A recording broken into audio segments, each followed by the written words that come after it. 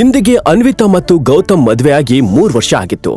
ಇವತ್ತಿಗೂ ಸಹ ಗೌತಮ್ ಅನ್ವಿತಾ ಮನೆಯಲ್ಲಿ ಮನೆ ಅಳಿಯನಾಗಿ ಬದುಕ್ತಿದ್ದ.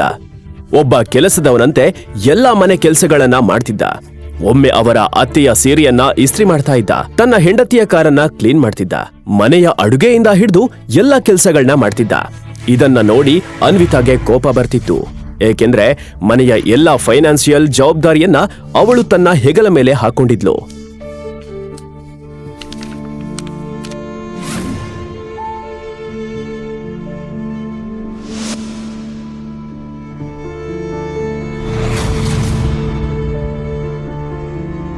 ಆದ್ರೆ ಅನ್ವಿತಾ, ಆ ಸ್ಟ್ಯಾಚ್ಯೂ ಒಡೆದಾಕಿದ್ದು ಮಾವ.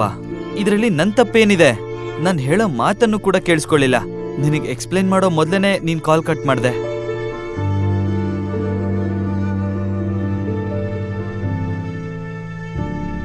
ಏನಾಯ್ತು ಮಿಸ್ಟರ್? 1 ಗಂಟೆ ಆಯ್ತು, ನೀವು ಹಣ ಸಹ ಕೊಟ್ಟಿಲ್ಲ, ಮತ್ತೆ ನಿಮ್ ಸಹಾಯಕ್ಕೂ ಯಾರು ಬಂದಿಲ್ಲ. ಅದು ಸಾಲದು ಅಂತ ಈ ಮುದುಕ ತಪ್ಪಿಸ್ಕೊಳಕ್ ಪ್ರಯತ್ನ ಪಡ್ತಿದ್ದ.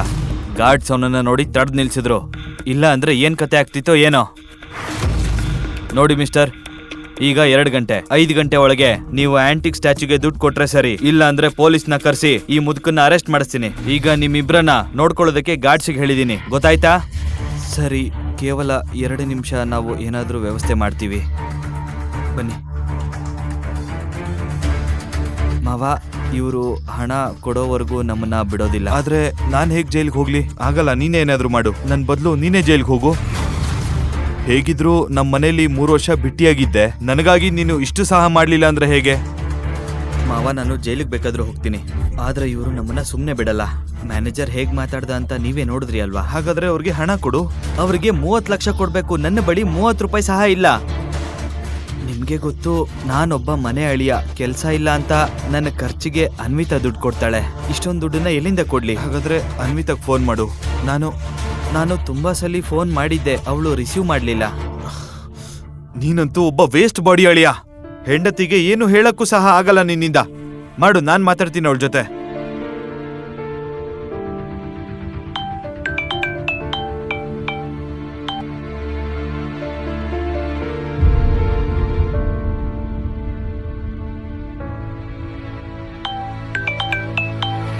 Gautam, are you mad?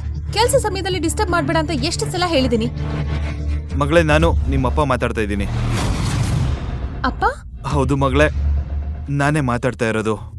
ಅದು ಮಿಸ್ ಆಗಿ ನಾನೊಂದು ಸ್ಟ್ಯಾಚ್ಯೂ ಹೊಡೆದಾಕ್ಬಿಟ್ಟೆ. ಹಣ ಕೊಡದೆ ಇದ್ರೆ ಇವರು ನನ್ನ ಜೈಲ್ಗೆ ಹಾಕ್ತಾರೆ. ಆದ್ರೆ ಅಪ್ಪ, ಅದು ಆ ಸ್ಟ್ಯಾಚ್ಯೂ ಹೊಡೆದಾಕಿದ್ದು ಗೌತಮ್ ಅಲ್ವಾ? ನಿಮ್ಮನ್ನ ಯಾಕೆ ಜೈಲಿಗೆ ಹಾಕ್ತಾರೆ? ಆಕ್ಚುಲಿ ಆ ಸ್ಟ್ಯಾಚ್ಯೂನ ಹೊಡೆದಾಕಿದ್ದು ನಾನೇ ಕಣಮ್ಮ. ಫೋಟೋ ತಗೋವಾಗ ನನ್ನ ಕೈ ಮಿಸ್ ಆಗಿ ಅದಕ್ಕೆ ತಗಲ್ತು, ಮತ್ತೆ ಸ್ಟ್ಯಾಚ್ಯೂ ಕೆಳಗಡೆ ಬಿದ್ದು ಹೊಡೆದೋಯ್ತು. ಅಪ್ಪ, ನಿಮಗ್ ಗೊತ್ತಲ್ವಾ, ಈಗಾಗ್ಲೇ ಗೌತಮ್ ಮನೇಲಿ ಸಾಕಷ್ಟು ಪ್ರಾಬ್ಲಮ್ ತಂದಿದ್ದಾನೆ. ಅದ್ರ ಜೊತೆ ನೀವು ಸಹ ಹೀಗೆ ಮಾಡಿದ್ರೆ ಹೇಗೆ? ಆದ್ರೆ ಮಗಳೇ, ಸರಿ, ನೀವ್ ಎಲ್ಲಿದ್ದೀರಾ ಹೇಳಿ, ನಾನು ಅಮ್ಮನನ್ನ ಕರ್ಕೊಂಡ್ ಬರ್ತೀನಿ. ನಾವು ಮಾಧವ್ ನಗರಲ್ಲಿರೋ ಆಂಟಿಕ್ ಅಂಗಡಿಲಿದ್ದೀವಿ. ಓಕೆ, ಅಲ್ಲೇ ಕಾಯ್ತಿರಿ, ನಾನು ಈಗ್ಲೇ ಬರ್ತೀನಿ. ಅನ್ವಿತಾ ಈಗ ಒಂದು ದೊಡ್ಡ ಸಂಕಷ್ಟದಲ್ಲಿ ಸಿಲುಕಿದ್ಲು. ಅದರಿಂದ ಹೊರಬರೋದು ಅಷ್ಟು ಸುಲಭ ಆಗಿರ್ಲಿಲ್ಲ.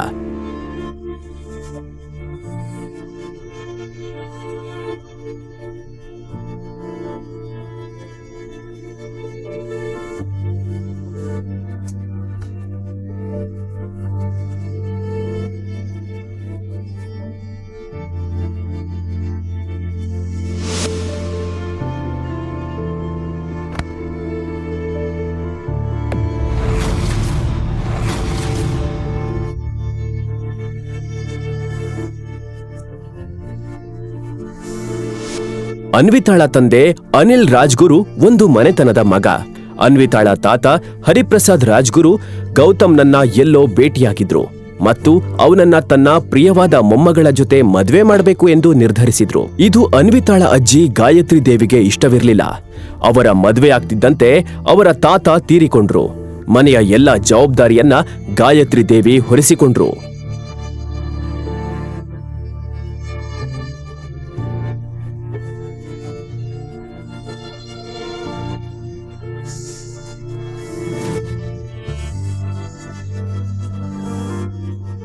ಮನೆತನದ ಹೆಸರನ್ನ ಕಾಪಾಡಲು ಗೌತಮ್ ಮತ್ತು ಅವನ ಕುಟುಂಬದವರನ್ನ ತನ್ನ ಮನೆಯಿಂದ ಸಹ ಹೊರಗೆ ಕಳಿಸಿದ್ರು. ಇದನ್ನೆಲ್ಲ ಯೋಚಿಸಿ ಅನ್ವಿತಾ ಯಾವಾಗ್ಲೂ ದುಃಖಿಯಾಗಿ ಇರ್ತಿದ್ಲು.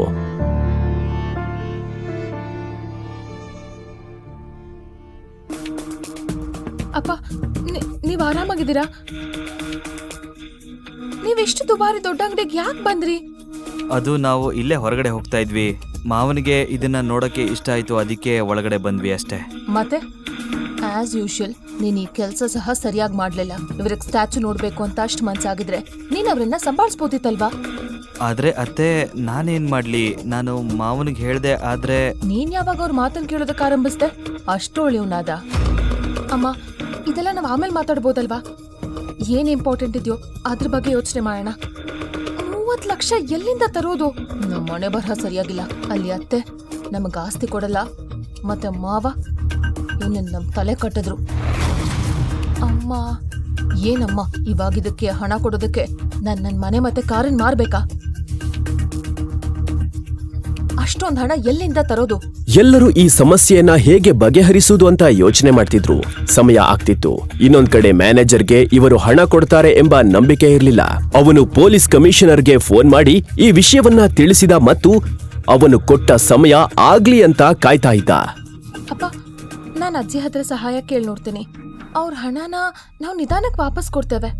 ಅನ್ವಿತಾ, ಅಜ್ಜಿ ನಿನಗ್ ಸಹಾಯ ಮಾಡಲ್ಲ, ಮತ್ತೆ ನಿನಗೆ ಗೊತ್ತು ಯಾಕೆ ಅಂತ. ಆದ್ರೆ ಅಮ್ಮ, ಒಂದ್ಸಲ ಫೋನ್ ಮಾಡಿ ನೋಡ್ತೀನಿ, ಏನಾಗುತ್ತೋ ಆಗ್ಲಿ. ಅನ್ವಿತಾ ನೆಕ್ಸ್ಟ್ ಮೀಟಿಂಗ್ ನಲ್ಲಿ ತನ್ನ ಅಜ್ಜಿ ಗಾಯತ್ರಿ ದೇವಿಗೆ ಕಾಲ್ ಮಾಡಿದ್ಲು. ಅವಳಿಗೆ ಭಯ ಇತ್ತು, ತನ್ನ ಅಜ್ಜಿ ಅವಳ ಫೋನ್ ರಿಸೀವ್ ಮಾಡ್ತಾ ಇಲ್ಲ ಅಂತ. ಅಜ್ಜಿ, ಅದ್ ನಾನ್ ಅನ್ವಿತಾ. ಅನ್ವಿತಾ, ನಿನ್ ನಂಬರ್ ನನ್ ಬಳಿ ಇದೆ, ಏನಾಯ್ತು ಹೇಳು? ಗಾಯತ್ರಿ ದೇವಿ ಗಂಭೀರವಾಗಿ ಅವಳ ಮಾತನ್ನ ಕೇಳಿಸ್ಕೋತಾ ಇದ್ಲು. ಸರಿ, ನಾನ್ ನಿನಗೆ ಹಣ ಕೊಡ್ತೇನೆ, ಆದ್ರೆ ನಂದು ಒಂದು ಷರತ್ತಿದೆ, ಅದನ್ನ ನೀನ್ ಒಪ್ಕೊಳ್ಬೇಕು. ಕಂಡೀಷನ್? ಏನ್ ಕಂಡೀಷನ್ ಅಜ್ಜಿ? ನಮ್ ಕಂಪ್ನಿ ಕರ್ನಾಟಕದ ಅತಿ ದೊಡ್ಡ ಕಂಪ್ನಿಯವ್ರ ಜೊತೆ ಆದಷ್ಟು ಬೇಗ ಒಂದು ಡೀಲ್ ಮಾಡ್ಕೊಳ್ಳಿದೆ. ನಿನಗೆ ನನ್ನ ಮೇಲೆ ಸ್ವಲ್ಪ ಆದ್ರೂ ಪ್ರೀತಿ ಇದ್ರೆ, ನಾನ್ ನಿನ್ನ ಅಜ್ಜಿ ಅಂತ ನಿನಗೆ ರೆಸ್ಪೆಕ್ಟ್ ಇದ್ರೆ, ನೀನ್ ಈಗ್ಲೇ ಆ ಗೌತಮ್ಗೆ ಡೈವರ್ಸ್ ಕೊಡು. ಮತ್ತೆ ನೀನು ಕಬೀರ್ ಆನಂದನ್ನ ಮದುವೆ ಆಗ್ಬೇಕು. ಅಜ್ಜಿ, ನೀವ್ ಯಾಕೆ ಈ ರೀತಿ ಎಲ್ಲ ಹೇಳ್ತಾ ಇದ್ದೀರಾ? ಈ ಸಲ ಅಂತೂ ಗೌತಮ್ನ ತಪ್ಪೇ ಇರ್ಲಿಲ್ಲ. ನೋಡು, ಅದೆಲ್ಲ ನನಗ್ ಬೇಕಾಗಿಲ್ಲ. ನನ್ ಕಂಡೀಷನ್ಗೆ ನೀನ್ ಒಪ್ಪಿದ್ರೆ ನಾನ್ ನಿನಗೆ ಸಹಾಯ ಮಾಡ್ತೇನೆ. ಅಜ್ಜಿ, ನಾನ್ ನಿಮ್ಮ ಮೊಮ್ಮಗಳು, ಮತ್ತೆ ನಿಮ್ಮ ಮೊಮ್ಮಗಳ ಜೊತೆ ನೀವ್ ಯಾಕೆ ಈ ರೀತಿ ಮಾತಾಡ್ತಿದ್ದೀರಾ? ಇವತ್ತು ನನ್ನ ಮಗ ಸ್ಥಿತಿಲಿರೋದಕ್ಕೆ ನೀನೇ ಕಾರಣ. ನಿನಗೆ ನನ್ ಕಂಡೀಷನ್ ಒಪ್ಪಿಗೆ ಇದ್ರೆ ಮಾತ್ರ ನಾನ್ ನಿನಗೆ ಸಹಾಯ ಮಾಡ್ತೀನಿ. ಅಜ್ಜಿ, ನನ್ ಮಾತು ಕೇಳಿ. ಅನ್ವಿತಾಗೆ ಈಗ ಏನ್ ಮಾಡ್ಬೇಕು ಎಂದು ತಿಳಿಲಿಲ್ಲ. ಅನ್ವಿತಾ, ದಯವಿಟ್ಟು ಚಿಂತೆ ಮಾಡ್ಬೇಡ, ನಾನೇನಾದ್ರೂ ಮಾಡ್ತೀನಿ. ನೀನೇನ್ ಮಾಡ್ತೀಯ? ಇಷ್ಟು ದೊಡ್ಡ ಮೊತ್ತದ ಹಣವನ್ನ ಭಿಕ್ಷೆ ಬೇಡ್ತರ್ತೀಯ? ಅನ್ವಿತಾ, ನೀನ್ ನನ್ ಮಾತನ್ ಕೇಳು. ಈ ವೇಸ್ಟ್ ಬಾಡಿಗೆ ಈಗ್ಲೇ ನೀನ್ ಡೈವರ್ಸ್ ಕೊಡು. ಇವ್ ನಿನ್ ಜೀವನದಿಂದ ತೊಲಗ್ಲಿ, ಮನೆಗ್ ವಾಪಸ್ ಕರ್ಕೋಬೇಡ. ತುಂಬಾ ಒಳ್ಳೆ ಹುಡುಗ. ಮತ್ತೆ ಕಬೀರ್ ನಿನ್ ಫ್ರೆಂಡ್ಸ್, ಅವರಪ್ಪ ಕೋಟ್ಯಾಧೀಶ್ವರರು, ಅವರಿಗೆ 30 ಲಕ್ಷ ಲೆಕ್ಕಕ್ಕೆ ಇರಲ್ಲ. ಅವ್ರು ಖಂಡಿತ ನಮ್ಗೆ ಸಹಾಯ ಮಾಡ್ತಾರೆ. ಕಮಾನ್ ಅನ್ವಿತಾ. ಗೀತಾಗೆ ಇದ್ರ ಹೊರತು ಬೇರೆ ಯಾವ ದಾರಿ ಸಹ ತಿಳಿಲಿಲ್ಲ. ಆದ್ರೆ ಕಬೀರ್ ಎಂತವನು ಅನ್ನೋದು ಕೇವಲ ಅನ್ವಿತಾಗೆ ಮಾತ್ರ ಗೊತ್ತಿತ್ತು. ಹೇಳ್ಬೇಕು ಅಂದ್ರೆ ಕಬೀರ್ ಒಬ್ಬ ದೊಡ್ಡ ಶ್ರೀಮಂತರ ಒಬ್ಬನೇ ಮಗ. ಅವರ ತಂದೆ ಪ್ರಿನ್ಸ್ ಗ್ರೂಪ್ನ ವೈಸ್ ಚೇರ್ಮನ್. ಕಬೀರ್ ಒಬ್ಬ ಕಿಡ್ ಆಗಿದ್ದ. ಅವನ ವೀಕ್ನೆಸ್ ಅಂದ್ರೆ ಹುಡುಗಿಯರು. ಯಾವಾಗ್ಲೂ ತೊಂದರೆ ಕೊಡುತ್ತಲೇ ಇದ್ದ. ಅವನ ಮೇಲೆ ಈಗಾಗ್ಲೇ ಎಷ್ಟೋ ಕೇಸು ಸಹ ಇದ್ವು. ಆದ್ರೆ ಅವರ ಪವರ್ ಮತ್ತು ಹಣದಿಂದಾಗಿ ಯಾರು ಸಹ ಅವರಿಗೆ ಏನು ಮಾಡಲು ಆಗ್ತಾ ಇರಲಿಲ್ಲ. ಅವನು ಅನ್ವಿತಾಳನ್ನ ಸಹ ಅವನ ಬಲೆಗೆ ಬೀಳಿಸಿಕೊಳ್ಳಲು ಎಷ್ಟೋ ಬಾರಿ ಪ್ರಯತ್ನಿಸಿದ್ದ. ಆದ್ರೆ ಅನ್ವಿತಾ ಅವನ ಕಡೆ ತಿರುಗಿ ಸಹ ಕಾಲೇಜಿನಲ್ಲಿ ನೋಡಿರ್ಲಿಲ್ಲ. ಇಷ್ಟು ಹೊತ್ತು ಸುಮ್ಮನಿದ್ದ ಗೌತಮ್ಗೆ ಕಬೀರ್ ಹೆಸರು ಹೇಳಿದ ತಕ್ಷಣ ಕೋಪ ಬಂತು. ಆದ್ರೆ ಅವನಿಗೆ ಗೊತ್ತಿತ್ತು ಅವನ ಮಾತನ್ನ ಯಾರು ಕೇಳಲ್ಲ ಅಂತ. ಅದಕ್ಕೆ ಅವನು ತನ್ನ ಫೋನನ್ನ ತೆಗೆದುಕೊಂಡು ಶೋರೂಮ್ನಿಂದ ಹೊರಗೋದ.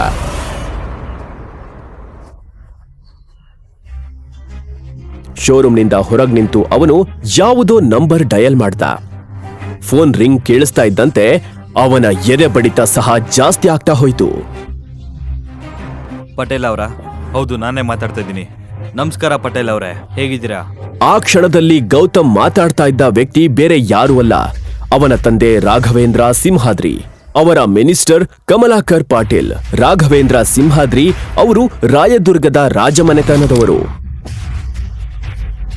ಗೌತಮ್ ರಾಘವೇಂದ್ರ ಸಿಂಹಾದ್ರಿ ಅವರ ಕಿರಿಮಗ. ಅವನು ರಾಯದುರ್ಗದ ರಾಜಕುಮಾರ. ಅವನು ಹುಟ್ಟಿದ್ದು ಬೆಳೆದಿದ್ದು ಎಲ್ಲ ದೊಡ್ಡ ಅರಮನೆಯಲ್ಲೇ. ಆದ್ರೆ ಬೆಳೆಯುತ್ತಾ ಅವನಿಗೆ ಈ ಐಶ್ವರ್ಯ ಆಡಂಬರ ಎಲ್ಲ ಬೇಡ ಅನ್ನಿಸ್ತಿತ್ತು. ನಿಜವಾದ ಜೀವನ ಹೇಗಿರುತ್ತದೆ ಎಂದು ನೋಡಬೇಕೆಂಬುದು ಅವನ ಆಸೆಯಾಗಿತ್ತು. ಒಂದು ದಿನ ರಾಘವೇಂದ್ರ ಸಿಂಹಾದ್ರಿ ಅವರು ಗೌತಮ್ನ ಮದುವೆಯನ್ನ ಇನ್ನೊಂದು ರಾಜಮನೆತನದ ಹುಡುಗಿಯ ಜೊತೆ ನಿಶ್ಚಯ ಮಾಡಿದ್ರು. ಆ ಹುಡುಗಿ ಬೇರೆ ಯಾರೂ ಅಲ್ಲ,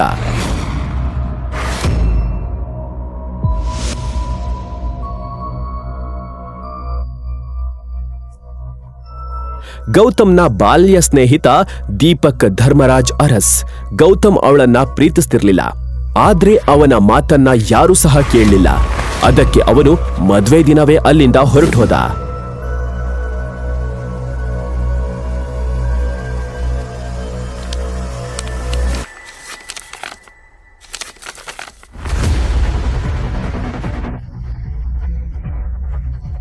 ಇಂದಿಗೂ ಸಹ ಆ ಮಂಟಪ ಅದೇ ರೀತಿ ಅಲಂಕರಿಸಲಾಗಿತ್ತು. ಚಿಕ್ಕ ಯಜಮಾನ್ರೆ ನೀವಾ? ನೀವಿಲ್ದೇನೆ ಅರಮನೆ ತುಂಬಾ ಬಿಕೋ ಅನಿಸ್ತಾ ಇದೆ. ನೀವಾದಷ್ಟು ಬೇಗ ಬನ್ನಿ. ಮತ್ತೆ ಪಟೇಲ್ ಅವರೇ, ನಾನು ದೊಡ್ಡ ಸಂಕಷ್ಟದಲ್ಲಿದ್ದೀನಿ. ನನಗೆ ನಿಮ್ ಸಹಾಯ ಬೇಕು. ನೀವು ಯಾವ ಕಷ್ಟದಲ್ಲಿದ್ದೀರಾ ಅಂತ ನನಗೆ ಚೆನ್ನಾಗಿ ಗೊತ್ತಿದೆ. ಈ ಕ್ಷಣ ನೀವು ಎಲ್ಲಿದ್ದೀರಾ ಅಂತ ಸಹ ನನಗೆ ಗೊತ್ತಿದೆ. ನೀವು ಯಾವ ಕುಟುಂಬದ ಮನೆ ಅಳಿಯನಾಗಿ ವಾಸ ಮಾಡ್ತಾ ಇದ್ದೀರೋ, ಯಾರ ಜೊತೆ ನಿಮ್ ಮದುವೆ ಆಗಿದೆ, ನಿಮ್ಮ ಅತ್ತೆ ಮಾವ ಎಲ್ಲರ ಬಗ್ಗೆ ಕೂಡ ನನಗೆ ಚೆನ್ನಾಗಿ ಗೊತ್ತಿದೆ. ಕಳೆದ 4 ವರ್ಷಗಳಿಂದ ಗೌತಮ್ ತನ್ನ ಕುಟುಂಬದಿಂದ ಮತ್ತು ರಾಯದುರ್ಗದಿಂದ ದೂರ ಓಡುತ್ತಿದ್ದ. ಆದ್ರೆ ಅವನ ತಂದೆ ಪ್ರತಿಯೊಂದು ಹೆಜ್ಜೆಯನ್ನು ಗಮನಿಸ್ತಾ ಇದ್ರು. ಸರಿ, ನನಗೆ ತಕ್ಷಣ 30 ಲಕ್ಷ ಬೇಕು, ಸಾಧ್ಯವಾದಷ್ಟು ಬೇಗ. ನೀವು ಇದನ್ನೆಲ್ಲ ಯಾಕೆ ಮಾಡ್ತಾ ಇದ್ದೀರಾ? ನೀವೊಬ್ಬ ರಾಜ್ಕುಮಾರ, ಆದ್ರೂ ಇನ್ನೊಬ್ರ ಮನೆಯಲ್ಲಿ ಪಾತ್ರೆ ತೊಳಿತಾ ಇದ್ದೀರಾ, ಮನೆ ಕಾರ್ ಸ್ವಚ್ಛ ಮಾಡ್ತಾ ಇದ್ದೀರಾ, ಅರಮನೆ ಬಿಟ್ಟು. ಪಟೇಲ್ ಅವರೇ, ಈ ವಿಷಯದ ಬಗ್ಗೆ ಮಾತಾಡಕ್ ನಂಗೆ ಇಷ್ಟ ಇಲ್ಲ. ನಂದು ಒಂದೇ ಪ್ರಶ್ನೆ, ನೀವು ನನಗೆ ಸಹಾಯ ಮಾಡ್ತೀರಾ ಇಲ್ವಾ? ಚಿಕ್ಕ ಯಜಮಾನ್ರೆ, ನಾವು ನಿಮ್ಗೆ 30 ಲಕ್ಷ ಕೊಡ್ತೀವಿ. ಆದ್ರೆ ದೊಡ್ಡ ಯಜಮಾನ್ರ ಒಂದೇ ಒಂದು ಷರತ್ತಿದೆ. ಅದೇನ್ ಷರತ್ತು? ನೀವು ದೀಪಿಕಾಳನ್ನ ಮದ್ವೆ ಆಗ್ಬೇಕು. ಪಟೇಲ್ ಅವರೇ, ನನಗೆ ಈಗಾಗ್ಲೇ ಮದುವೆ ಆಗಿದೆ. ಹೀಗಿರುವಾಗ ನಾನು ಹೇಗೆ ಇನ್ನೊಂದು ಮದುವೆ ಆಗ್ಲಿ? ಇದು ಪಾಸಿಬಲ್ ಅಲ್ಲ. ದೊಡ್ಡ ಯಜಮಾನ್ರ ಪ್ರಕಾರ ನೀವಾಗಿರೋದು ಮದ್ವೆನೇ ಅಲ್ಲ. ನೀವು ಅರಮನೆ ತೊರೆದ ನಂತರ ಇಲ್ಲಿ ಅನೇಕ ಪ್ರಶ್ನೆಗಳು ಎದ್ದಿವೆ. ಈ ಪಾಟೀಲ್ ತನ್ನ ಯಜಮಾನ್ರ ಮಾತನ್ನ ಮೀರೋದಿಲ್ಲ. ನಿಮಗೆ ಅಷ್ಟು ಹಣ ಬೇಕು ಅಂದ್ರೆ ನೀವೀಗ್ಲೇ ನಿಮ್ಮ ಹೆಂಡತಿಗೆ ಡೈವರ್ಸ್ ನೀಡಿ ರಾಜ್ಕುಮಾರಿ ದೀಪಿಕಾಳನ್ನ ನೀವು ಮದ್ವೆ ಆಗ್ಲೇಬೇಕು.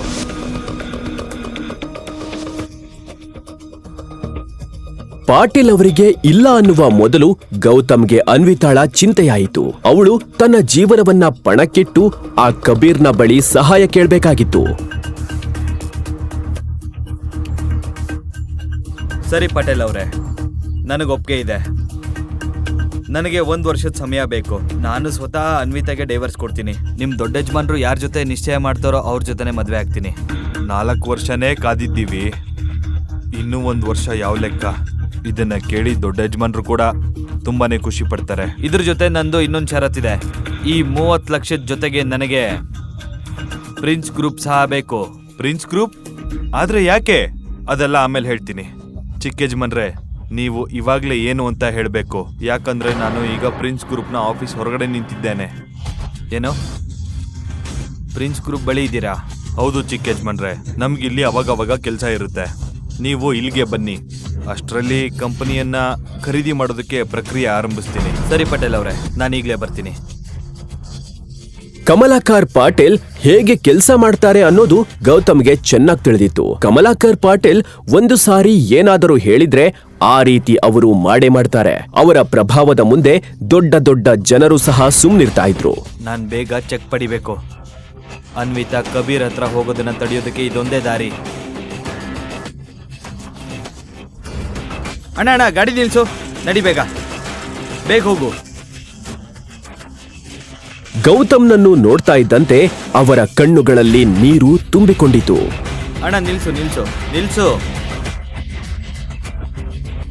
ಕಳೆದ 4 ವರ್ಷಗಳಿಂದ ಜಗತ್ತು ಗೌತಮ್ನನ್ನ ಸಾಮಾನ್ಯ ವ್ಯಕ್ತಿಯಂತೆ ನೋಡಿತ್ತು. ಆದ್ರೆ ಪಟೇಲ್ ಅವರಿಗೆ ಮಾತ್ರ ಸತ್ಯ ಗೊತ್ತಿತ್ತು. ಗೌತಮ್ ಎಷ್ಟು ಸಂಪತ್ತಿನ ಮಾಲೀಕನಾಗಿದ್ದನು ಅಂದ್ರೆ ಪ್ರಿನ್ಸ್ ಗ್ರೂಪ್ ತರಹದ 10 ಕಂಪನಿಗಳನ್ನ ಕಣ್ಣು ಮಿಟಿಕಿಸುವುದರೊಳಗೆ ಖರೀದಿಸುವಷ್ಟು. ಪಟೇಲ್ ಅವರೇ, ಕಂಪನಿ ಖರೀದಿ ಪ್ರಕ್ರಿಯೆ ಮುಗಿತಾ? ನಿಮ್ಮ ಕರೆ ಬಂದ ತಕ್ಷಣವೇ ನಾನೆಲ್ಲ ಫಾರ್ಮಾಲಿಟೀಸು ಮುಗಿಸಿದ್ದೀನಿ. ಈಗ ನಿಮ್ಮ ಸಹಿ ಮಾತ್ರ ಬಾಕಿ ಇದೆ.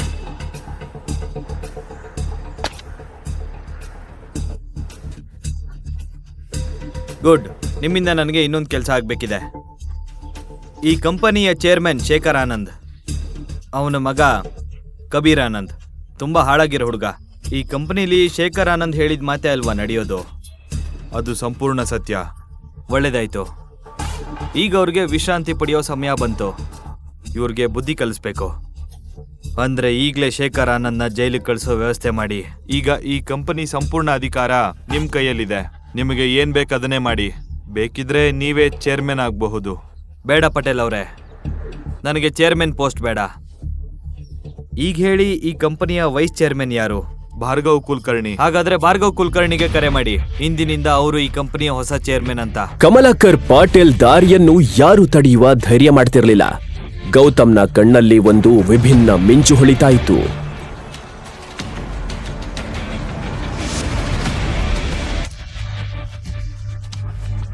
ಗೌತಮ್ಗೆ ಅನ್ವಿತಾಳ ಚಿಂತೆಯಾಯಿತು. ಅವಳು ತನ್ನ ಜೀವನವನ್ನ ಪಣಕ್ಕಿಟ್ಟು ಆ ಕಬೀರ್ನ ಬಳಿ ಸಹಾಯ ಕೇಳಬೇಕಾಗಿತ್ತು. ಆಫೀಸ್ನಲ್ಲಿ ಗೌತಮ್ ಮತ್ತು ಪಾಟೀಲ್ ಒಳಗೆ ಹೋಗ್ತಾ ಇದ್ದಂತೆಯೇ 25 ವರ್ಷದ ಮಹಿಳೆ ಕ್ಯಾಬಿನ್ ಹೊರಗೆ ಅವರನ್ನ ನಿಲ್ಸಿದ್ಲು. ನೀವಿಬ್ರು ಒಳಗ್ ಹೇಗ್ ಬಂದ್ರಿ? ಅದು ಯಾರನ್ನು ಕೇಳ್ದೆ? ಅವಳು ಶೇಖರ್ ಆನಂದ್ನ ಪರ್ಸನಲ್ ಸೆಕ್ರೆಟರಿ ಶಾಲಿನಿ. ಪಾಟೀಲ್ ಯಾರು ಅಂತ ಅವಳು ಇಲ್ಲಿವರೆಗೂ ನೋಡಿರ್ಲಿಲ್ಲ. ನಾನು ಇಲ್ಲಿನ ಚೇರ್ಮನ್ ಮಿಸ್ಟರ್ ಭಾರ್ಗವ್ನ ಭೇಟಿಯಾಗೋದಕ್ಕೆ ಬಂದಿದ್ದೀನಿ. ಮಿಸ್ಟರ್ ಭಾರ್ಗವ್ ಕುಲಕರ್ಣಿ, ಈ ಕಂಪನಿಯ ವೈಸ್ ಚೇರ್ಮನ್. ಅಪಾಯಿಂಟ್ಮೆಂಟ್ ಇಲ್ದೆ ನಿಮ್ಮಂತ ಸೇಲ್ಸ್ ಮೆನ್ ಗಳನ್ನ ಅವ್ರು ಭೇಟಿ ಮಾಡಲ್ಲ. ಈಗ್ಲೇ ಇಲ್ಲಿಂದ ಹೊರಗೆ ಹೋಗಿ, ಇಲ್ದಿದ್ರೆ ಸೆಕ್ಯೂರಿಟಿ ಕರೆಸ್ತೀನಿ. ಸೆಕ್ಯೂರಿಟಿ. ಅಷ್ಟರಲ್ಲಿ ಗೌತಮ್ನ ಫೋನ್ ರಿಂಗ್ ಆಯ್ತು. ಅದು ಅನ್ವಿತಾ. ಕರೆ ಸ್ವೀಕರಿಸುವ ಮುನ್ನವೇ ಬ್ಯಾಟರಿ ಕಡಿಮೆಯಾಗಿ ಫೋನ್ ಆಫ್ ಆಯ್ತು. ನೀವು ಯಾರ ಜೊತೆ ಮಾತಾಡ್ತಾ ಇದ್ದೀರಾ ಅಂತ ನಿಮಗ್ ಗೊತ್ತಾ? ಪಟೇಲ್ ಅವರೇ, ನನಗೆ ತಡ ಆಗ್ತಾ ಇದೆ. ದಯವಿಟ್ಟು ಭಾರ್ಗವ್ಗೆ ಕರೆ ಮಾಡಿ. ಹಲೋ. ಭಾರ್ಗವ್ ಕುಲಕರ್ಣಿಗೆ ಪಾಟೀಲ್ ಅವರ ಬಗ್ಗೆ ಚೆನ್ನಾಗಿ ಗೊತ್ತಿತ್ತು. ಎಲ್ಲವನ್ನೂ ಬಿಟ್ಟು ತಕ್ಷಣ ಕ್ಯಾಬಿನ್ನಿಂದ ಹೊರಗೆ ಓಡಿ ಬಂದ್ರು. ನೋಡಿ, ನಾನ್ ನಿಮ್ಗೆ ಕೊನೆ ಎಚ್ಚರಿಕೆ ಕೊಡ್ತಾ ಇದ್ದೀನಿ. ಮಿಸ್ ಶಾಲಿನಿ, ನೀವು ಯಾರ ಜೊತೆ ಹೀಗೆ ಮಾತಾಡ್ತಾ ಇದ್ದೀರಾ? ಸಾರಿ ಸರ್, ಆದ್ರೆ ಶಟ್ ಅಪ್. ನಿನ್ನ ವರ್ತನೆ ನಿನ್ನ ಕೆಲಸದಿಂದ ತೆಗೆದುಹಾಕ್ಬೋದು ಅನ್ನೋದು ನಿನಗೆ ಗೊತ್ತಾ? ಆಫೀಸ್ನಲ್ಲಿ ಶಾಲಿನಿಗೆ ಈ ರೀತಿಯ ಅವಮಾನ ಇದೇ ಮೊದಲ ಬಾರಿ ಆಗಿತ್ತು. ಅವಳು ಫೋನ್ ಮೂಲಕ ಎಲ್ಲವನ್ನ ಶೇಖರ್ ಆನಂದ್ಗೆ ವಿವರಿಸಿದ್ಲು. ಇತ್ತ ಗೌತಮ್ ಪಟೇಲ್ ಅವರ ಜೊತೆ ಆಫೀಸ್ ಫಾರ್ಮಾಲಿಟೀಸ್ ಮುಗಿಸುವುದರಲ್ಲಿ ತೊಡಗಿದ್ದ. ಅಷ್ಟರಲ್ಲಿ ಅವನ ಕಣ್ಣು ಗಡಿಯಾರದ ಮೇಲೆ ಬಿದ್ದಿತ್ತು. ಈಗಾಗಲೇ 4 ಗಂಟೆ ಆಗಿತ್ತು. ಅವನ ಬಳಿ ಕೇವಲ 1 ಗಂಟೆ ಸಮಯ ಮಾತ್ರ ಉಳಿದಿತ್ತು. ಅವನು ಎಲ್ಲಾ ಡಾಕ್ಯುಮೆಂಟ್ಸ್ಗಳಿಗೆ ಸಹಿ ಹಾಕಿ ಹೊರಗೆ ಹೋಗ್ತಾ ಇದ್ದಂತೆ ಅಲ್ಲಿ ಯಾರೋ ಒಬ್ಬ ವ್ಯಕ್ತಿ ನಿಂತಿದ್ದ ಮತ್ತು ಅವನ ಕಣ್ಣುಗಳು ಕೋಪದಿಂದ ತುಂಬಿತ್ತು. ಇಲ್ಲಿ ಏನಾಗ್ತಾ ಇದೆ? ಆದ್ರೆ ಭಾರ್ಗವ್, ನೀನ್ ನಿನ್ನ ಚೇರ್ಮನ್ ಅನ್ಕೊಂಡಿದ್ಯಾ? ಶಾಲಿನಿನ ಯಾಕೆ ಫೈರ್ ಮಾಡ್ದೆ? ಅವಳು ನನ್ನ ಅಸಿಸ್ಟೆಂಟ್ ತಾನೆ. ನಿನಗೆ ಎಷ್ಟು ಧೈರ್ಯ ಈ ರೀತಿ ಮಾಡೋಕೆ? ಹೇಳು. ಈ ಅಧಿಕಾರನ ನಾನು ಮಿಸ್ಟರ್ ಭಾರ್ಗವ್ಗೆ ಕೊಟ್ಟಿದ್ದೀನಿ. ಇಂದಿನಿಂದ ಅವರೇ ಈ ಕಂಪನಿಯ ಚೇರ್ಮನ್. ಹೌದಾ? ಹಾಗಾದ್ರೆ ನೀವ್ ಯಾರು ಅಂತ ನಾನು ಕೇಳ್ಬಹುದಾ? ನನ್ನ ಪರ್ಮಿಷನ್ ಇಲ್ದೆ ಒಳಗಡೆ ಹೇಗ್ ಬಂದ್ರಿ ನೀವು? ನಾನು ಕಮಲಾಕರ್ ಪಟೇಲ್. ಆ ಹೆಸರು ಹೇಳ್ತಾ ಇದ್ದಂತೆಯೇ ಶೇಖರ್ ಆನಂದ್ಗೆ ಭೂಕಂಪವಾದಂತೆ ಭಯ ಆಯಿತು.